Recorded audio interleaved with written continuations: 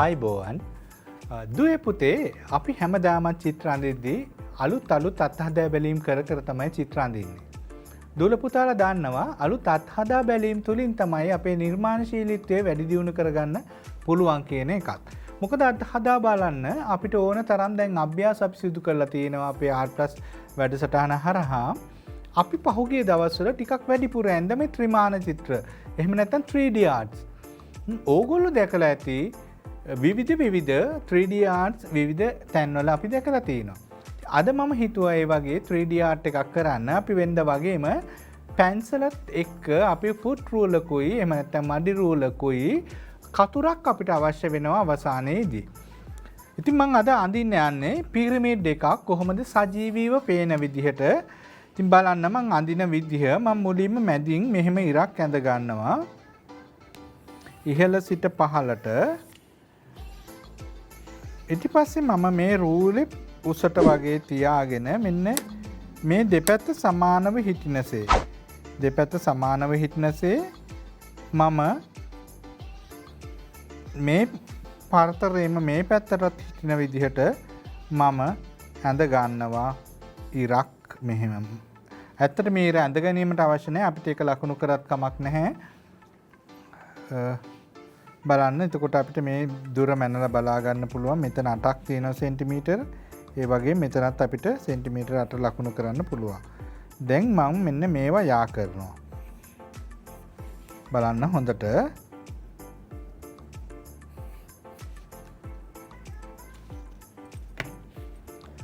දැන් මේ පිරමිඩ් එක ඕගලන්ට පේන්නේ විශාල උසට වැඩුණු කෝන් එකක් විදිහට තමයි පේන්නේ.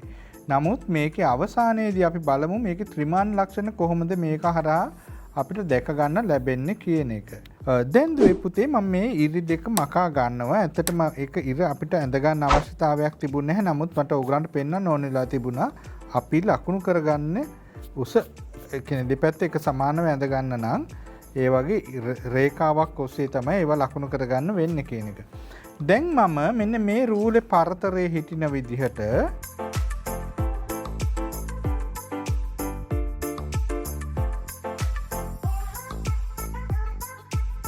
හැමතිස්සෙම රූලේ පරතරේ තියාගන්නේ. අපි මේක වෙනස් කරන්නේ මේක වෙනස් වෙලා පේන්න ගන්නේ ඒ ත්‍රිමාන සජීවී චිත්‍රයේදී.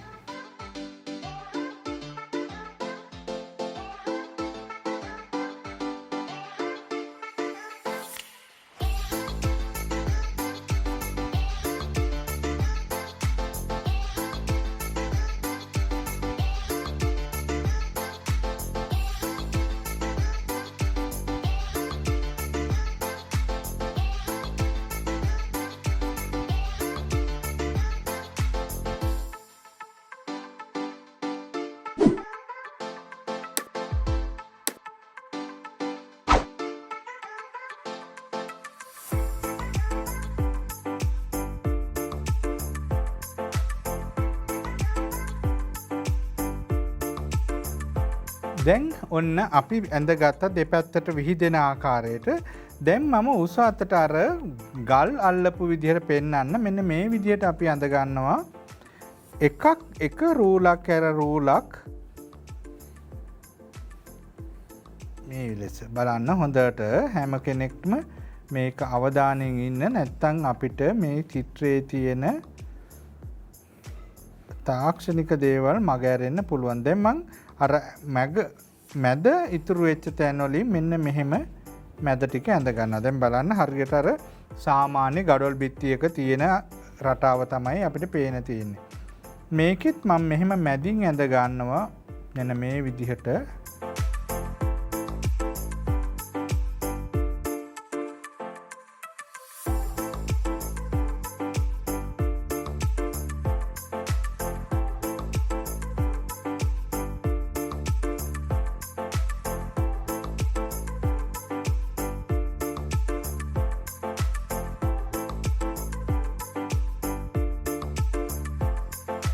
දැන් ඔන්න අපේ පිරමිඩ් එකේ මූලික චිත්‍රයේ සැකැස්ම අපි ඇඳලා ඉවරයි. දැන් අපි එක වර්ණ ගන්නවා. වර්ණ ගැන්වීමේදී මම තද දුඹුරු සහ yellow ඕක හෝ අපිට yellow ඕක වර්ණය අපිට පාවිච්චි කරන්න පුළුවන්.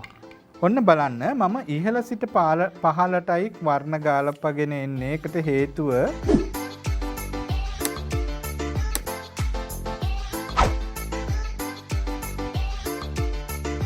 මම මේවා වැඩි විස්තර කරන්න යන්නේ නැහැ අපේ දූල පුතාලට. ඒකට හේතුව මේ ෂේඩින් කරන විදිහ ගැන අපේ දූල පුතාලට තියෙන අවබෝධය දැන් හොඳයි කියන එක මම දන්නවා. බලන්න මං ඕගොල්ලන්ට මෙන්න මේ විදිහට උස අතට මේ ෂේඩින් ටික කරලා පෙන්නන්නම්.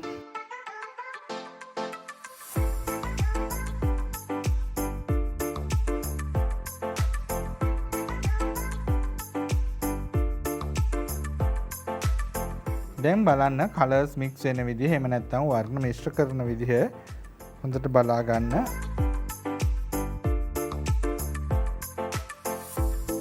අපි හැමතිස්සෙම ඒ රටාවම අපි ඒ පාට ඒකෙන් අපි ගාන විදිහටම තමයි හැමතිස්සෙම ඒ කොටස්, ඒ කියන්නේ අපි තද දුඹුරු උඩ කොටස කොච්චර උසට ගෑවෙනවද ඒ ප්‍රමාණයෙන් අපි පහළ කොටසත් අපි ගා ගන්න වග බලා ගන්න ඕනේ. නැත්නම් අපේ අර රටාවල් වෙනස් වුණොත් චිත්‍රය සජීවී බව අපෙන් ගිලිහෙන්න ගන්නවා. දැන් බලන්න සමහර ළමයි චිත්‍ර අඳිනකොට දැන් උඩට තියෙන ප්‍රමාණයට වඩා යට දුමුරු පාට ප්‍රමාණය එක්ක වැඩි කරන්න පුළුවන්, එක්ක අඩු කරන්න පුළුවන්. එහෙම වෙන්න බෑ. දැන් මේකේ හැමතිස්සෙම එක සමාන්තරව තමයි කලර්ස් ටික අපිට පේන්න ඕනේ. සමාන අගයකින්.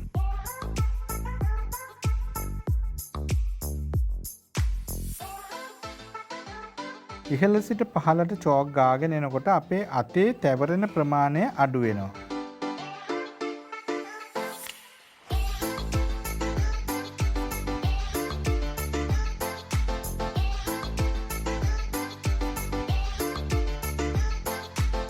මේ බලන්න මම ෂේඩින් එක හදාගන්න විදිහ.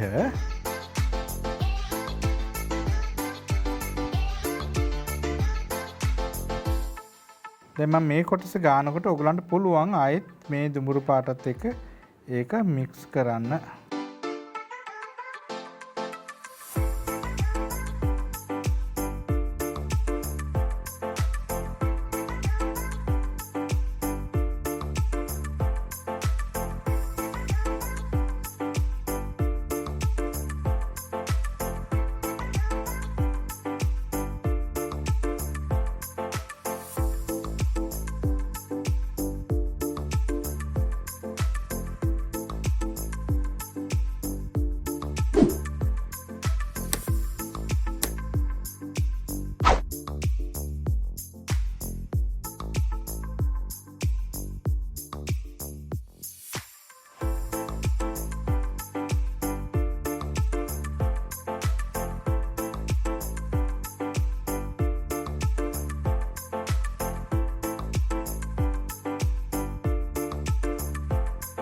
ඔන්න මම මේ විදිහට ඔයගලන්ට පෙන්නවා දැන් කොහොමද ෂේඩින් එක කරන්න කියලා බලන්න. මේ ප්‍රමාණ ෂේඩින් වෙලා තියෙන විදිහ හැම ලයින් එකකින් ලයින් එකටම ඒ තට්ටුවෙන් තට්ටුවට එක හා සමානව වෙන්න ඕන.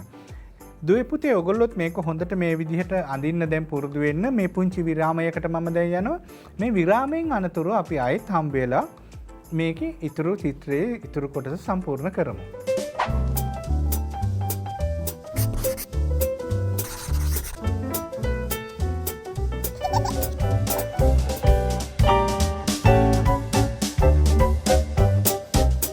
ඔන්න අපි ආයෙත් විරාමයෙන් පස්සේ එකතු වෙනවා චිත්‍රය සම්පූර්ණ කරන්නේ කොහොමද කියලා බලන්න.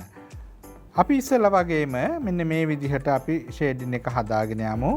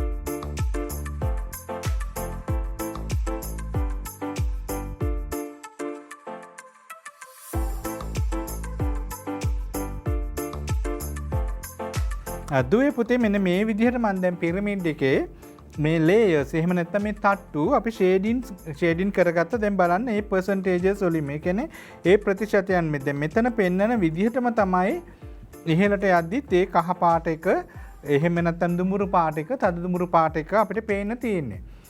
එහෙනම් අපි දැන් මේකේ ඉතුරු ඒ කියන්නේ ත්‍රිමාන ලක්ෂණ මතු කරන්න නම් අපි දැන් තව වැඩ කොටසක් මේක කරන්න තියෙනවා. මම මේ බ්ලැක් වලින් අවුට්ලයින් කරගන්නම් මුලින්ම. අපි මුලින් ඕගලන්ට මතක ඇති රූල තියලා අපි ඇඳා. ඒකෙදි ඕගොල්ලෝ මේ චෝක් එකේ දාරෙන් තමයි ඒ ලයින්ස් ඇඳ ගන්න වෙන්නේ. බලන්න ඒක පරිස්සමෙන් කරගන්න ඕනේ මෙන්න මෙහෙම.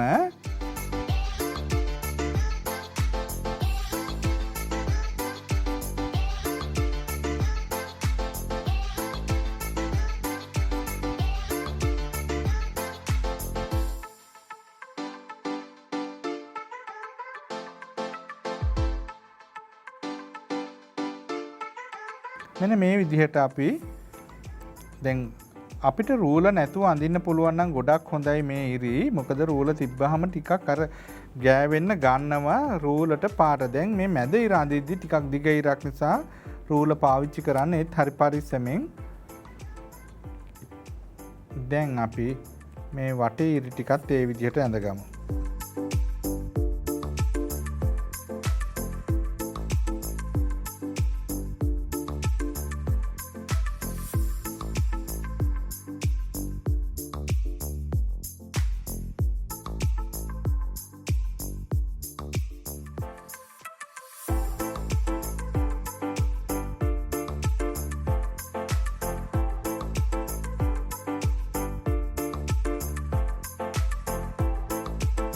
දැන් අපිට මෙන්න මේ ඉරි ඇඳ ගන්න වෙනවා.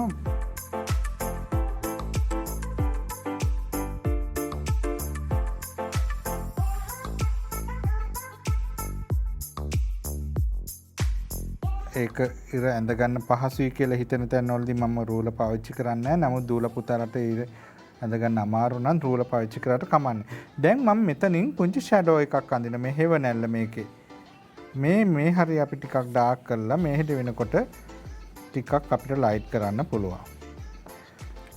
දැන් අපිට දූල පුතාලා හොඳට බලන්න මම ඉස්සෙල්ලා චිත්‍රයේ වගේම මේකත් මේ විදිහට කපනවා.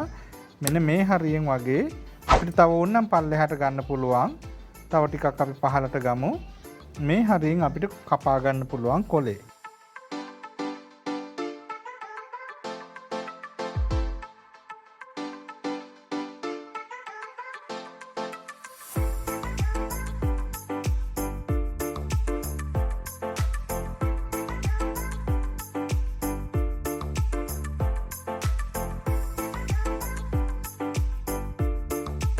දැන් අපි කොලේ කපා ගමු මෙන්න මේ විදිහට.